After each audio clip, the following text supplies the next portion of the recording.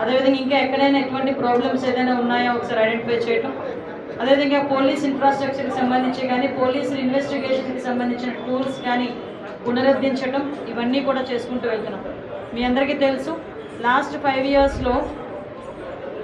5 ఇయర్స్లో maximum investigation చేయడానికి కావాల్సిన టూల్స్ కూడా లేని పరిస్థితి నుంచి ఈరోజు ఫింగర్ ప్రింట్ ఐడెంటిఫికేషన్ సిస్టమ్ దగ్గర నుంచి డ్రోన్స్ని, సీసీటీవీ కెమెరాస్ని, అదేవిధంగా అన్ని టెక్నికల్కి సంబంధించి అన్ని టూల్స్ని కూడా ఈరోజు డిపార్ట్మెంట్ వాళ్ళకి ఇవ్వడం, దాని పరంగా ఇన్వెస్టిగేషన్ కూడా చాలా ఈజీ అవ్వడం కూడా జరుగుతుంది.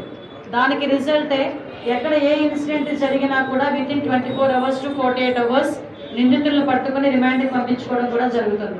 ఎక్కడ కూడా ఎటువంటి గ్యాప్స్ కూడా లేకుండా, ఎక్కడ కూడా ఎటువంటి లేట్ కూడా లేకుండా ఈరోజు మనకి డివిజన్ సంబంధించి ఈ రేంజ్కి సంబంధించి పరిస్థితి చూస్తే స్టేట్ లెవెల్లో మనకి crime rate maximum 7% overall crime rate తగ్గిన, ఎస్పెషల్లీ ఉమెన్ అట్రాసిటీస్కి సంబంధించి విజయనగరం జిల్లాలో దగ్గర 20% ఉమెన్ అగైనెస్ట్ క్రైమ్ తగ్గడం అనేది నిజంగా గుడ్ సైన్.